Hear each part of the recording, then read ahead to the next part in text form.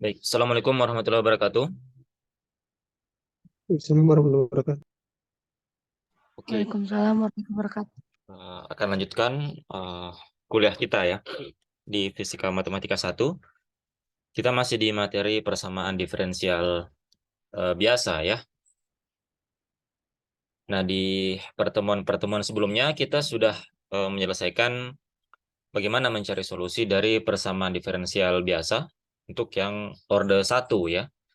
Eh, kita sudah dapatkan eh, salah satu cara yang umum untuk menyelesaikannya yaitu dengan faktor integrasi yang juga bisa digunakan untuk menyelesaikan persamaan diferensial orde 1 yang bersifat tidak linear ya, seperti di persamaan Bernoulli. Kita arahkan dia sehingga kita bisa gunakan metode tersebut. Nah, jadi kita walaupun sebenarnya masih ada contoh-contoh bentuk lain dari persamaan yang tidak linear ya, persamaan diferensial biasa yang tidak linear, tapi kita cukupkan satu contoh sebelumnya. Mudah-mudahan cukup untuk menjadi gambaran menyelesaikan bentuk lain dari persamaan diferensial biasa yang tidak linear ya. Jadi untuk persamaan diferensial orde 1 saya anggap sudah selesai ya. Nah, hari ini kita akan masuk ke materi yang baru ya. Bukan baru sebenarnya, tapi materi yang lebih eh, memiliki tingkat kesulitan yang lebih lebih tinggi ya. Kita akan membahas persamaan diferensial untuk orde yang lebih tinggi ya, yaitu persamaan diferensial orde 2. Dan mungkin kita akan batasi hanya sampai di orde 2 saja ya. Karena sebenarnya untuk yang orde yang lebih tinggi itu bisa digeneralisasi dari metode yang nanti akan kita gunakan di orde 2 ya.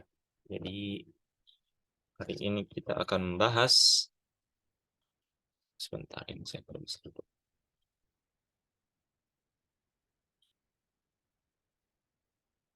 Hari ini kita akan membahas persamaan diferensial biasa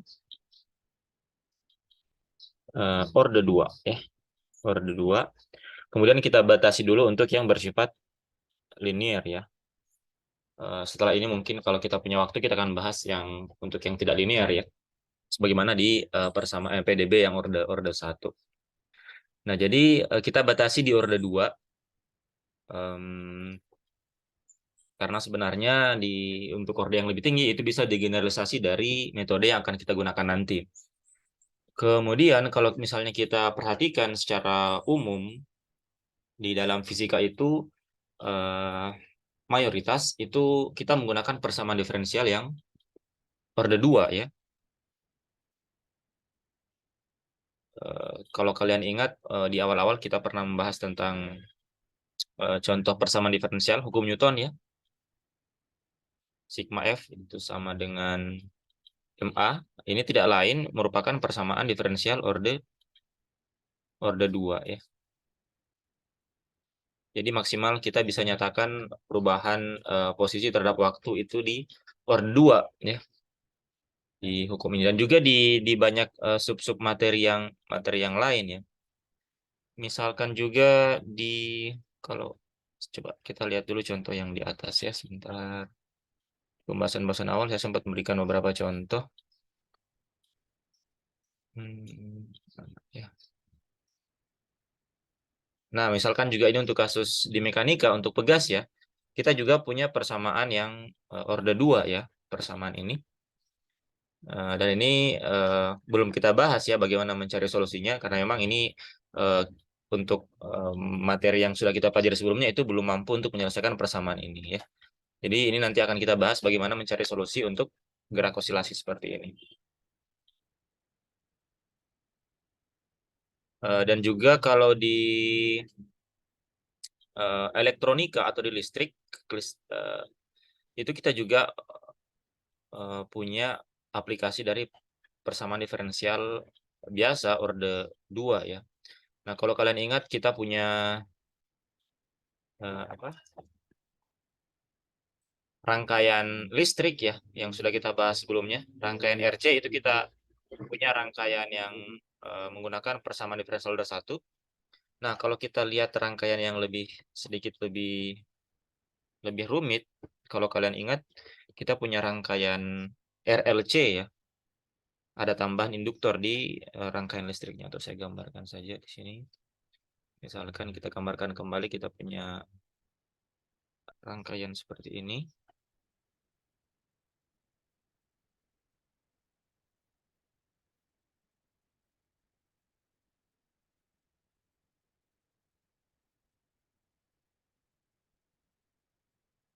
Seperti ini.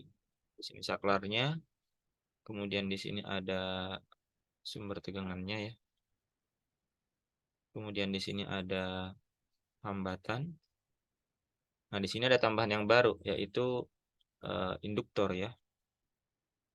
Kemudian di sini ada kapasitornya. Nah, berarti di sini jumlah tegangannya itu bertambah 1 ya, tegangan dari induktor. Sehingga persamaannya dari hukum Kirchhoff itu bisa kita tuliskan tegangan dari jumlah seluruh tegangan yang ada, tegangan dari resistor ditambah dengan tegangan dari induktor ditambah tegangan dari kapasitor itu sama dengan epsilon ya. Misalkan epsilonnya dia merupakan fungsi waktu ya. Artinya dia harus bolak-balik. Nah, kalau ini kita bongkar, VR itu kita sudah tahu, itu I dikali dengan R. Kemudian VL-nya ini yang baru, kalau yang VC-nya itu adalah Q per C. Nah, ini bisa kalian cek ya. Tegangan pada induktor itu adalah L dikali dengan DI per DT. Ya. Jadi induktansi dikali dengan perubahan arus terhadap waktu. Ini sama dengan epsilon T. Dan kita tahu bahwa I itu adalah dQ per dt ya. dQ per dt atau biasa kita tuliskan kita tuliskan sebagai Q dot ya. Sehingga di sini ada nanti suku yang menjadi diferensial order 2 ya. Nah, ini kalau kita bongkar berarti ini menjadi Q dot ya. Q dot dikali dengan R kemudian ditambah L. Nah, DIDT ini tidak lain adalah, ini kalau kita bongkar berarti DIDT itu sama dengan DDT dari I, di mana I itu adalah DQDT. Itu sama dengan Q double dot ya. Artinya turunan 2 kali Q terhadap waktu ya. Berarti di sini kita bisa tuliskan menjadi Q double dot ditambah Q per C ini sama dengan epsilon T ya. Nah, kalau kita mau sederhanakan tulisannya, kedua ruas kita bagi dengan L, kemudian yang suku order 2 kita pindahkan ke depan, kita dapatkan persamaannya itu menjadi Q double dot ditambah dengan R per L Q dot ditambah dengan seper LC Q sama dengan epsilon T per L ya. Nah, kita dapatkan bentuk persamaan seperti ini. Dan ini kalau kita lihat, ini merupakan bentuk persamaan diferensial biasa, ya, order 2. Ya. Dan dia bersifat linear, ya. Dia bersifat linear karena pangkat dari suku diferensialnya 1, dan pangkat dari variabel bebasnya itu juga 1. Nah, jadi ini contoh aplikasi dari persamaan diferensial order 2 ya. Dan juga mungkin kalau kalian nanti mempelajari teori medan, nanti di sana ada persamaan gelombang elektromagnetik ya. Itu juga menggunakan persamaan diferensial order 2 ya. Bentuk persamaannya seperti ini. Nabla kuadrat E itu sama dengan C kuadrat do kuadrat E dt kuadrat. Walaupun ini sebenarnya dia merupakan bukan persamaan diferensial biasa ya, dia bersifat parsial. Karena di sini ada turunan lebih dari 1. Variabel bebasnya ada lebih dari 1 ya. Ada waktu dan di sini ada ruang ya. Misalkan untuk 3 dimensi X, Y, Z ya. Atau untuk koordinat polar R dan theta dan C. Nah, tapi yang mau ditunjukkan bahwa kenapa kita hanya akan membatasi di orde 2 saja, karena memang di sebagian besar problem-problem di fisika itu mayoritas menggunakan persamaan diferensial order 2. Juga misalnya di bidang yang saya geluti ya, di bidang kosmologi, kalau kalian mungkin pernah mendengar persamaan Einstein ya, persamaan medan Einstein. Nah, persamaan medan Einstein itu adalah persamaan diferensial order 2 ya. Persamaan diferensial order 2. Walaupun dia bukan persamaan diferensial biasa ya. Lebih tepatnya dia merupakan persamaan medan Einstein itu merupakan persamaan diferensial parsial order 2 non-linear ya. Jadi untuk mencari solusinya itu benar-benar sulit ya. Misalkan contoh solusinya itu kalau kalian pernah dengar black hole ya, lubang hitam, itu merupakan salah satu solusi dari persamaan medan Einstein. Nah, itu memecahkan persamaan diferensial order 2. Di mana semangat kita untuk menyelesaikan persamaannya adalah bagaimana kita mereduksi persamaan diferensial tersebut menjadi orde yang lebih rendah ya. Jadi persamaan diferensial orde 2 di persamaan Einstein itu kita utak-atik sedemikian rupa sehingga kita bisa reduksi dia menjadi persamaan diferensial yang orde 1 ya. Nah, baru kemudian kita cari solusinya walaupun tidak mudah ya, tetap tidak mudah, tetapi setidaknya bisa mengurangi kesulitan yang kita punya. Walaupun pada akhirnya kita masih juga harus tetap menggunakan misalkan menggunakan komputasi, menggunakan numerik ya, aplikasi, tapi setidaknya dengan mereduksi orde dari suatu persamaan diferensial itu bisa menghilangkan sedikit kesulitan kita. Dan kalau kita bisa katakan ya bahwa semakin semakin tinggi orde dari suatu persamaan diferensial, maka kesulitannya itu akan meningkat secara eksponensial ya. Jadi akan semakin rumit, semakin tinggi ordenya, maka metode untuk mencari solusinya itu juga akan semakin sulit. Ya. Bahkan di persamaan orde 1 pun ketika sifatnya berubah ya dari nonlinear ke linear, dia akan semakin sulit. Nah, ini jika ordernya dia naik, maka dia akan kesulitannya akan bertambah ya. Maka nanti kita akan batasi kasus-kasus khusus di persamaan diferensial order 2 ini. Kita mulai mencari solusi dari kasus-kasus yang mudah terlebih dahulu ya. Kemudian kita coba untuk mencari kasus-kasus yang lebih rumit. Nah, sekarang kita lihat dulu bagaimana bentuk umum dari PDB order 2 yang bersifat linear ya. Bentuk umum dari PDB order 2 yang bersifat linear ya. Jadi kira-kira bentuk umumnya itu seperti ini ya. Kita punya A2 dikali Y double aksen ditambah A1 Y aksen ditambah A0 Y itu sama dengan B ya. Kira-kira bentuk umumnya itu seperti ini. Di mana A2, A1, A0 untuk koefisien di depan Y. Subscript 2 ini itu mengikut pada ordernya saja ya. Jadi misalkan ini turunan 2 kali berarti di sini A2, A1 ya. Kemudian B juga itu merupakan suatu fungsi dari X ya secara umum. Jadi kemudian aksen itu maksudnya dia turunan ya. Di aksen sebagaimana yang sebelumnya ya aksen itu adalah dy dx berarti y double aksen itu adalah d kuadrat y dx kuadrat. Kemudian A2 itu secara umum adalah fungsi dari X dan dia tidak sama dengan 0 ya. Karena kalau dia sama dengan 0 artinya dia bukan persamaan diferensial order 2. Kemudian A1 itu juga merupakan secara umum dia adalah fungsi X. Kemudian A0 juga dia merupakan fungsi X secara umum. Kemudian B juga secara umum merupakan fungsi X. Nah, jadi ini merupakan bentuk umum dari persamaan diferensial biasa order 2 yang bersifat linear. Yang akan kita coba cari solusinya. Nah, kita mulai dulu untuk kasus di mana koefisien-koefisiennya itu bersifat konstan. Ya.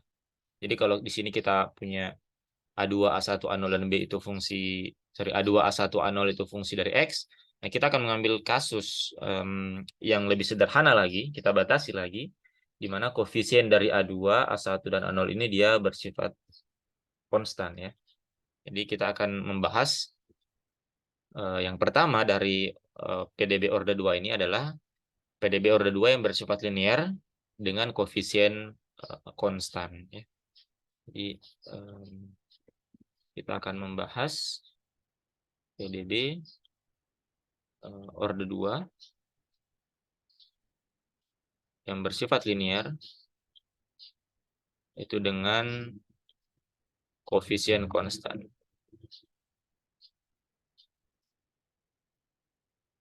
Nah, seperti ini ya.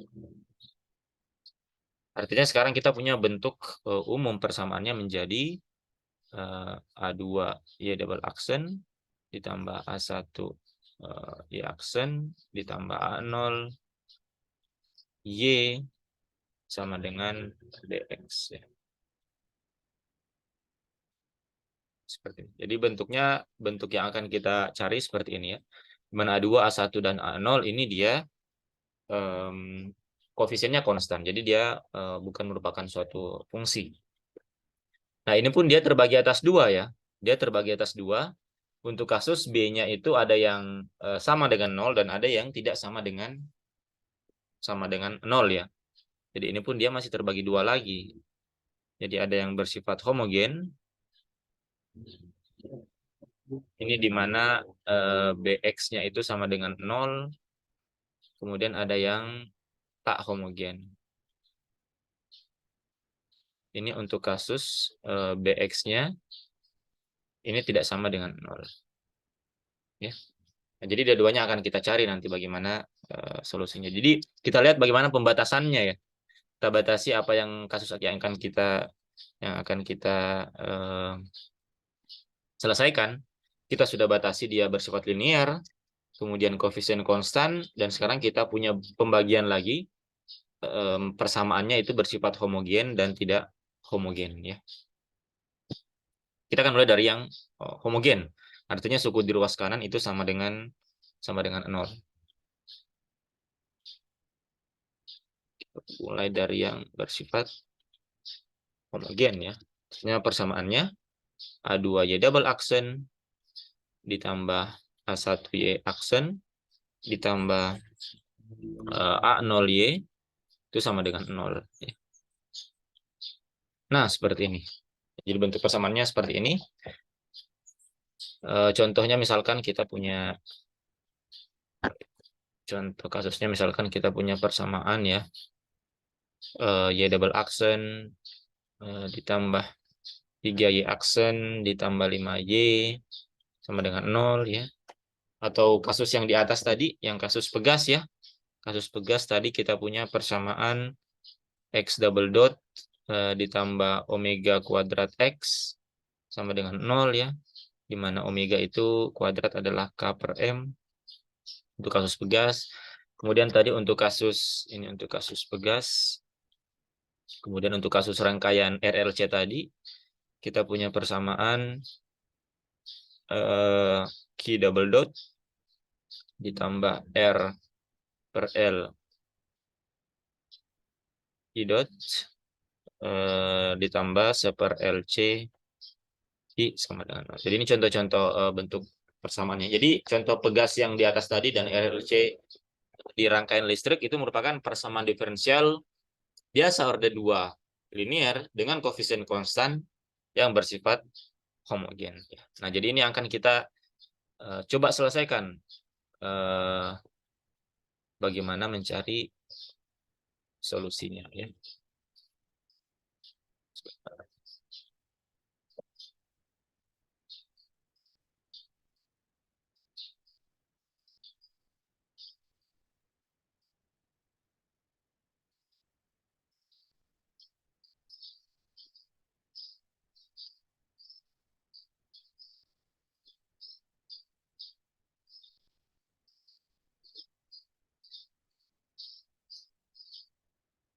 Nah, sekarang bagaimana idenya? Bagaimana ide kita menyelesaikannya?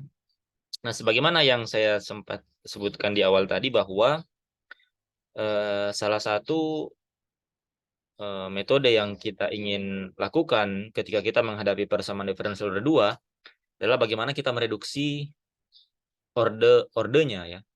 Jadi ketika kita bisa mengarahkan persamaan diferensial order 2 ini menjadi persamaan diferensial order 1, maka itu akan mengurangi kesulitan kita secara signifikan ya, dan akan memudahkan kita untuk menyelesaikannya. Jadi ide utamanya bagaimana membuat persamaan diferensial ini yang order 2 ini menjadi order 1 ya. Nah, itu idenya ya. Idenya seperti itu. Nah, jadi kita punya di sini y aksen itu udah jadi x ya. Y aksen itu udah jadi x. Kemudian y double aksen itu adalah d kuadrat y dx kuadrat. Nah, bagaimana caranya? Nah, kita definisikan suatu operator ya. Kita definisikan suatu operator dari diferensial ini. Jadi caranya yang pertama kita definisikan suatu operator. Kita sebut saja operatornya itu adalah D ya. Di mana D itu merupakan d dx. Atau kita sebut sebagai operator diferensial ya. Di mana operator ini tentunya dia tidak memiliki artifis apa-apa ya, kecuali dia bekerja pada suatu variabel. Dia baru akan punya makna jika dia bekerja pada suatu fungsi, misalkan kepada y. Ya. Nah, itu definisi dari operator. Jadi kita definisikan suatu operator di mana operator D, di mana D itu adalah d dx ya. Sehingga dari sini kita bisa nyatakan y aksen itu sebagai dy ya. Jadi maksudnya turunan pertama dari y. Kemudian y double aksen itu adalah d kuadrat y ya, atau sama dengan d dari dy. Seperti ini ya. Jadi kita definisikan operator seperti ini, di mana operatornya itu adalah d sama dengan d dx. Nah, sehingga sekarang persamaan di atas itu kita bisa tuliskan dalam d di sini. Jadi d dx-nya kita ganti dengan d ya. Sehingga kita sekarang punya persamaan menjadi A2D kuadrat Y ditambah A1 DY ditambah dengan A0 Y. Ini sama dengan 0 ya. Jadi sekarang kita punya bentuk persamaan seperti ini. Nah, Y-nya bisa kita keluarkan sekarang. Kalau kita keluarkan Y-nya berarti kita akan dapatkan di sini A2D kuadrat ditambah A1D ditambah dengan A0 dikali dengan Y sama dengan 0. Ya. Nah, jika kita punya perkalian seperti ini, artinya kalau kita bagi menjadi dua suku yang di dalam kurung dan di luar kurung, artinya agar dia memenuhi persamaan ini, salah satunya dia harus sama dengan 0 ya. Entah itu yang di dalam kurung atau yang ada di luar kurung atau kedua-duanya untuk memenuhi persamaan ini. Nah, tentu saja agar dia bisa menyelesaikan persamaan diferensial kita di atas, tidak mungkin Y-nya sama dengan 0 ya. Kalau Y-nya sama dengan 0 artinya dia bersifat trivial ya, artinya solusi trivial. Dan kita tidak menginginkan itu ya. Kita ingin memiliki nanti bentuk solusi dari si Y ini ya. Sehingga si Y ini dia tidak mungkin sama dengan 0. Sehingga yang mungkin 0 adalah persamaan ini.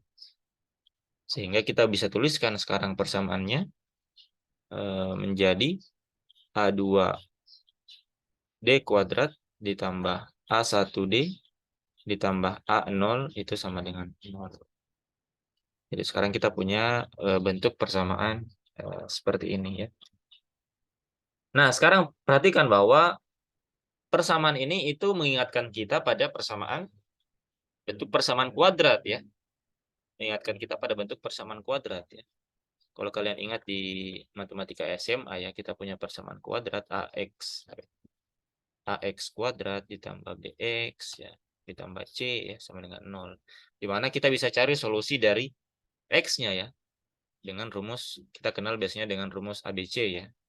Atau rumus kecap ya.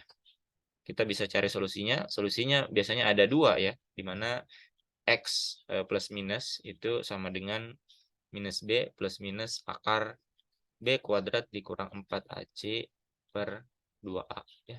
Ini kalau kalian ingat di eh, apa kalkulus kalkulus dasar ya. Atau misalkan kita bisa menyelesaikan solusi ini dengan cara melakukan faktorisasi ya. Misalkan di sini kedua ruas kita bagi dengan A ya. Kita bisa tuliskan menjadi di sini X kuadrat ditambah dengan beta X ditambah dengan gamma sama dengan 0, di mana beta itu sama dengan B per A, kemudian gamma itu adalah C per A. Nah, ini kita bisa faktorisasi dia ya. Kita bisa mencari solusinya juga dengan langsung memfaktorkannya ya. Misalkan kita faktorisasi dia menjadi seperti ini, berarti di sini X, di sini X, di sini ditambah X1, di sini ditambah X2. Nah, X1, X2 inilah adalah solusi dari persamaan kuadratnya. Nah, sama dengan ini ya, sama dengan persamaan ini. Ini bisa kita em, lakukan faktorisasi ya untuk mendapatkan solusi dari D-nya ya. Nah, ini mungkin kita bisa sederhanakan penulisannya.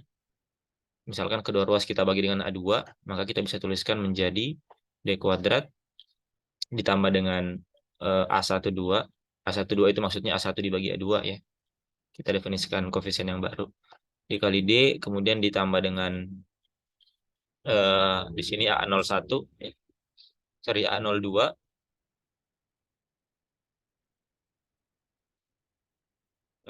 ini sama dengan 0 ya. Jadi kita bisa reduksi persamaannya seperti ini. Nah, persamaan ini bisa kita lakukan faktorisasi ya untuk mendapatkan solusinya. Jadi kita bisa tuliskan seperti ini. Di sini ada D, di sini plus. Misalkan saja di sini kita punya solusi A plus, kemudian di sini A minus ya. Ini sama dengan 0. Nah, sehingga dari sini solusi dari persamaan ini, persamaan kuadrat ini, itu sama dengan A plus minus, itu sama dengan minus. Koefisien di depan D ya, minus B. B di sini adalah A12, berarti minus A12 plus minus akar B kuadrat, berarti di sini A12 kuadrat. A12 kuadrat dikurang 4 AC, A-nya 1, C-nya A02, berarti 4A02 dibagi dengan 2. Jadi kita bisa cari solusi persamaan kuadratnya dengan rumus ABC juga. Seperti itu. Nah, sekarang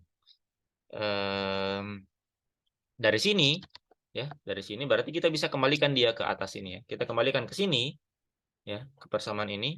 Maka sekarang persamaan diferensialnya itu bisa kita tuliskan seperti ini sekarang. Jadi dari sini kita mentionnya dari sini. Ini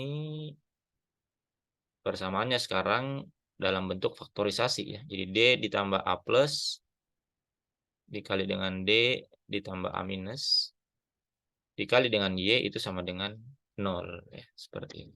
Jadi sekarang kita punya bentuk persamaan diferensialnya seperti ini ya. Nah, kemudian kita bisa nyatakan suku ini, perhatikan, kita bisa nyatakan suku yang ini itu sebagai fungsi yang baru ya. Misalkan saja dia sama dengan Px ya. Karena kalau kita perhatikan di sini dia merupakan fungsi X juga ya. Ini kan dia fungsi X dikali dengan A minus itu dia akan konstan. Sedangkan D itu turunan. Artinya suku yang ini itu dia juga merupakan uh, fungsi X ya. Sehingga kita bisa mendefinisikan di sini. Kita punya Vx itu sama dengan D ditambah A minus Y seperti ini. Ya. Sehingga sekarang persamaan ini itu bisa kita tuliskan menjadi D plus ditambah dengan A plus dikali dengan Vx itu sama dengan 0. Nah, ini kalau kita perhatikan tidak lain merupakan bentuk persamaan diferensial order 1 ya. Ini kalau kita operasikan berarti sama dengan dvx ditambah dengan A plus Vx sama dengan 0. Ya. di mana ini tidak lain adalah turunan pertama ya. Kita punya definisi tadi D itu adalah DDX ya. Artinya ini sama dengan V aksen ditambah dengan A plus V itu sama dengan 0. Jadi sekarang kita sudah punya bentuk persamaan diferensial pertama. Nah, dari sini nanti kalau kita dapatkan solusi V-nya itu menjadi input untuk persamaan ini. Nah, ini juga merupakan persamaan diferensial order 1 ya. Ini kalau kita tuliskan, kita bongkar, berarti ini akan menjadi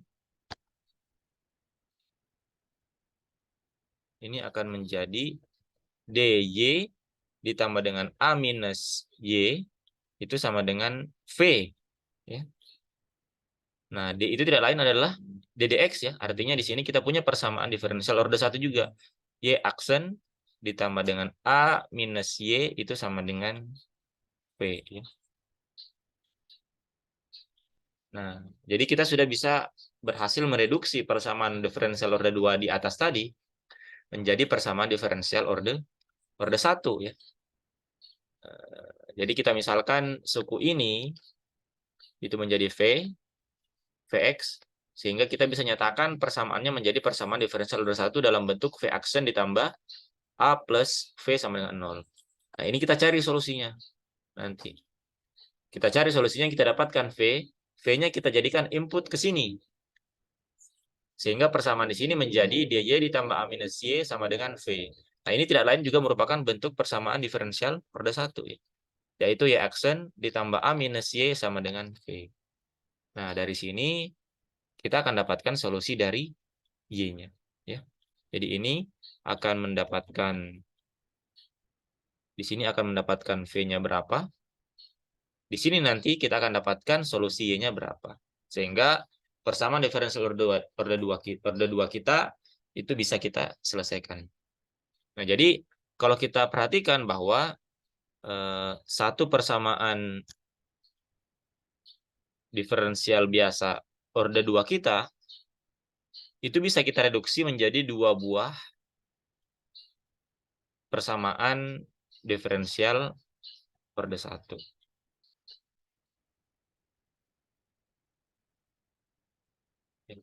Berarti itu ya. Jadi idenya seperti itu. Ide utamanya kita mereduksi persamaan diferensial order 2 di atas. Persamaan ini ya. Dia kan order 2. Untuk memudahkan mencari solusinya, kita berusaha bagaimana caranya agar dia menjadi order 1. Nah, jadi kita faktorkan. Kita definisikan dulu suatu operator sehingga bentuk persamaannya menjadi seperti ini sekarang. Seperti ini ya. Nah, kemudian setelah seperti ini persamaannya kita faktorkan sehingga bentuk persamaannya kita dapatkan seperti ini. Kita kembalikan ke dalam persamaan diferensialnya, kita dapatkan bentuk persamaan seperti ini. Nah, dari sini kita bisa nyatakan dia dalam bentuk persamaan diferensial order 1. Ya. Kita nyatakan suku yang kedua di sini, suku dalam kurung kedua itu sebagai Vx, sehingga kita bisa nyatakan bentuk persamaannya menjadi persamaan diferensial biasa order 1. Nah, Vx sendiri juga merupakan persamaan diferensial order 1 juga ya. Bentuknya seperti ini. Sehingga kita punya persamaan diferensial V aksen tambah A plus V sama dengan 0. Dari sini kita bisa cari solusinya dengan metode yang kita gunakan untuk mencari solusi di PDB order 1. Nah, setelah mendapatkan V-nya, ini menjadi input di persamaan ini. Persamaan untuk Vx-nya. Di mana Vx itu sendiri adalah juga merupakan persamaan order 1. Ya. Y aksen ditambah A minus Y sama dengan V. Jadi V-nya di sini diambil dari solusi V yang di sini. Nah, dari sini kita bisa juga selesaikan dia dengan metode yang kita gunakan di PDB order 1 untuk mendapatkan solusi Y-nya. Ya. Nah, jadi satu PDB order 2 itu kita buat dia menjadi 2 buah persamaan diferensial biasa yang order 1. Ya. Jadi kira-kira idenya seperti itu. Nah, selanjutnya kita tinggal mencari solusi dari kedua persamaan diferensial ini untuk mendapatkan solusi dari Y. Ya. Baik, saya kira untuk sesi yang pertama cukup sampai di sini. Nanti kita akan lanjutkan di sesi yang selanjutnya ya. Saya tutup dulu. Assalamualaikum warahmatullahi wabarakatuh.